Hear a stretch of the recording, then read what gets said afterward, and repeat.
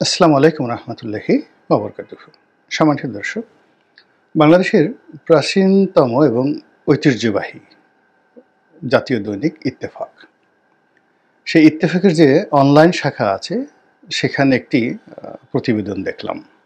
প্রতিবেদনটা হলো অভিযোগ রয়েছে, খুব কৌশলে করা হয়েছে। অভিযোগ রয়েছে যে জেলখানাতে বসে সাবেক প্রধানমন্ত্রী শেখ হাসিনার যে বাণিজ্য বিষয়ক উপদেষ্টা এবং তার সবচেয়ে কাছের মানুষ, যাকে ডিফ্যাক্টো প্রধানমন্ত্রী বলা হতো, জনাব সালমান এফ রহমান। তো সেই সালমান এফ রহমান সাহেবের সঙ্গে শেখ হাসিনার টেলিফোনে আলাপ আলোচনা হয়, এরকম একটা অভিযোগ উঠেছে এবং তার প্রেক্ষিতে ইত্তেফাকের সেই অনলাইন ভার্সনে একটা নিউজ ছাপা হয়েছে। তো এখন আমাদের দেশে আসলে নিউজের সংকট যাচ্ছে। যে কোনোভাবে ভিউ পেতে হবে, তারপর আলোচনায় থাকতে হবে এবং মানুষকে আতঙ্কগ্রস্ত রাখতে হবে, ব্যস্ত রাখতে হবে, আকর্ষণ সৃষ্টি করতে হবে মানুষের মধ্যে।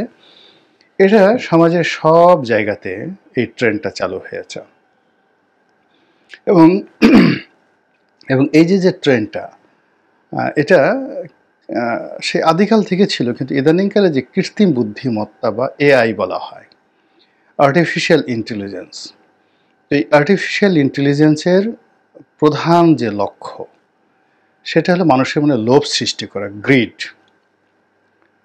তো যখনই মানুষ লোভাতুর হয়ে পড়ে, তখন সে দৌড়াতে থাকে, প্রচণ্ড দৌড়াতে থাকে এবং এখান থেকে জুয়া বলেন, গাঁজা বলেন, চরস বলেন, তারপর প্রেম বলেন, ভালোবাসা বলেন, এই লোভ থেকে যে মানুষ দৌড়াদৌড়ি করে, মুভমেন্ট করে এবং সেখানে যে মার্কেটিং হয়, সেখানে যে পণ্য বিক্রয়ের সুযোগ হয়, অর্থ লেনাদেনা হয় এবং সেটা নিয়ে যে ব্যবসা বাণিজ্য হয়, এটা এখন আধুনিক যে প্রযুক্তি, এই প্রযুক্তির একটা প্রধান হাতিয়ার, মানুষের মনে গ্রিড সৃষ্টি করা।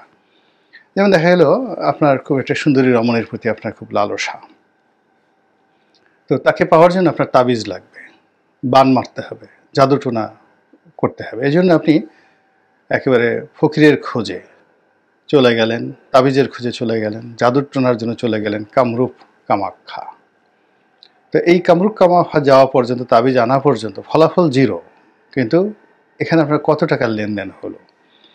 তো এইভাবে প্রতিটা গ্রিড, মানে প্রতিটা লোভ, লোভের পরে লালসা, এরপর আপনাকে ভয় দেখানো হলো যে আজকে রাতে তোমাকে গুম করা হবে। আপনি সঙ্গে সঙ্গে উকিলের কাছে গেলেন, একজনের বাসায় গেলেন, কাউকে ধরলেন, কাউকে টাকা দিলেন, পয়সা দিলেন।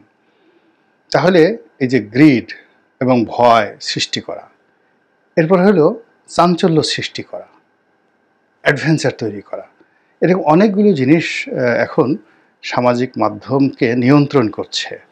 আপনি আমি চাইলেও আপনার আমার সামনে এই যে আমাদের যে মানসিক যে অস্থিরতা রয়েছে, এই সময়টাতে আপনার যে ফিলিংসগুলো রয়েছে, ভয়গুলো রয়েছে, আতঙ্ক রয়েছে, চাহিদা রয়েছে বা আপনার যে সন্দেহগুলো রয়েছে, এটা নিয়ে মানুষ কন্টেন্ট তৈরি করে। আবার এই কন্টেন্টগুলো সামাজিক মাধ্যমের যে এআই রয়েছে, এটাই সামনে চলে আসে। এখন বাংলাদেশে বেক্সিমকো নিয়ে, বাংলাদেশে সালমান এফ রহমান নিয়ে মানুষের ক্রোধ, ঘৃণা, আগ্রহ, অনাগ্রহ, তর্ক বিতর্কের শেষ নেই। আবার শেখ হাসিনা, আওয়ামী লীগ নিয়ে আগ্রহ অনাগ্রহের কোনো শেষ নেই। তো এই দুজনের মধ্যে যদি টেলিফোনে কথাবার্তা হয়, সেটার পরিণতি কী হতে পারে, এটা নিয়েও মানুষের আগ্রহ, ভয়, আতঙ্কের শেষ নেই। এবং এরকমই একটা নিউজ যখন আসে, তখন সেটা নিয়ে আলোচনা না করলেই নয়। এখন ইত্তেফাকের মতো পত্রিকা যেখানে বলেছে যে এটা যারা কারারক্ষী সেখানে থাকেন, তারা এই ঘুষের বিনিময়ে এই সুযোগটি করে দেন এবং এটা আবার যে সম্ভব, সেটা আবার সাবেক একজন ডিআইজি প্রিজন, তার মন্তব্য নেওয়া হয়েছে যে কারারক্ষী যারা থাকেন তারা খুবই অল্প বেতনে চাকরি করেন। তো এরকম কোনো ভিআইপিকে যদি টেলিফোনে কথা বলার সুযোগ করে দিয়ে, সেটা কারাগারের ভিতরে হোক কিংবা তারা যখন যাকে বলে আসে ওই গাড়িতে হোক বা কোর্টে হোক, একটু কথা বলে দেওয়ার বিনিময়ে যদি সে 20-25 হাজার টাকা পায়, তাহলে অসুবিধাটা কি? এবং এটা হয়, বাস্তবতা হয়। আমি যেমন জেলে যখন ছিলাম, তা আমি কখনো এটা জানতাম না। অনেকে আমাকে বলছে যে এরকম জেলখানাতে অমুক নেতা ফোন ব্যবহার করেন, অমুক নেতা ল্যাপটপ ব্যবহার করেন। এটা কাশিমপুর কারাগারে সে 2013 সনে আমি দেখেছি। তারা লন্ডনে কথা বলেন, আমেরিকাতে কথা বলেন এবং তাদের সাথে ওই সময়তে এমন সব ডিভাইড ছিল, তারা ওখানে সে হিন্দি সিনেমা পর্যন্ত দেখতে পারতেন। তো সেই জিনিসগুলো তো আমার এই মাথায় আসেনি। তো আমি একদিন কারাগার থেকে আসছিলাম কোর্টে হাজিরা দেওয়ার জন্য। তখন সেই সামনে বসা যে পুলিশের কনস্টেবল বলে যে, "স্যার কথা বলবেন নাকি গাড়ির মধ্যে?" আমি বলছি, "ঠিক আছে দেন, কথা বলি।" কথা বলবেন?" আমি বললাম, "আমার স্ত্রীর সাথেই কথা বলি, সে আসছে কিনা।" এমনি যা সেটা কথা বললাম। তো দেখলাম যে এটা সম্ভব। তো ২০১৩ সনে যেটা সম্ভব সেটা এখন ২০২৪ সনে এসে সেটা কী পরিমাণ বেড়ে গেছে সঙ্গত কারণে বুঝতে পারেন। এরপরে কারাগারে যাদের টাকা আছে, আমি আমার যে কারাগার থেকে বের হয়ে যে বই লিখেছি, যাদের টাকা আছে তারা সেখানে রাজার হালে থাকতে পারেন। কোনো কিছুর অভাব হয় না। এক ওক্ত শেরাটনের খাবার খাবেন, আর এক ওক্তে ইন্টারকন্টিনেন্টাল খাবার খাবেন, ওয়েস্টার্নের খাবার খাবেন। এমনকি সিঙ্গাপুর থেকে খাবার এনেও সেখানে খাওয়ানো যেতে পারে। তারপরে সেখানে যদি কেউ আরও কিছু করতে চান, স্ত্রীর সঙ্গে একান্ত সময় কাটাতে চান, বান্ধবীদের সঙ্গে কাটাতে চান, আরও কিছু করতে চান, সব ব্যবস্থা সেখানে টাকার বিনিময়ে হয়, মাদক থেকে শুরু করে আরও সব কিছু। তো এটা একটা আলাদা জগৎ। এখানে যারা আওয়ামী লীগের শীর্ষ পর্যায়ের লোকজন গিয়েছেন, তারা এই পরিণত বয়সে সব কিছু করতে পারবেন, এতে কোনো সন্দেহ নাই। যেমন সালমান এফ রহমান সম্পর্কে আমি যেটা শুনেছি, যেটা আবার আমাকে এটা অস্বীকার করতে পারবে না, যেটা গিয়াসউদ্দিন আল মামুন, যেটা তারেক রহমান সাহেবের বন্ধু ছিলেন, তো উনি, আমি পাশাপাশি ছিলাম, উনি আমাকে বলেছেন যে সালমান সাহেব এখানে, আমি যে রুমটাতে ছিলাম কাশিমপুর কারাগারে, ওই রুমেই থাকতেন। তো ওই রুম থেকে তিনি যখন কোর্টে আসতেন ১-১১-র সময়, পিজি হাসপাতালে ডাক্তার দেখানোর কথা বলে আসতেন, এবং পিজি হাসপাতালে ডাক্তার দেখানোর আগে বা যাওয়ার আগে ঠিক উল্টো দিকে পথকলি ট্রাস্ট নামক একটা, যাকে বলে, জায়গা আছে। তো ওখানে উনি বসতেন, ২-৩ ঘন্টা ওখানে বসতেন। বসার পরে ওই ভ্যাকসিনকোর যত কাগজপত্র যা কিছু আছে সব কিছু সই স্বাক্ষর করে আবার উনি কাশিমপুরে চলে যেতেন।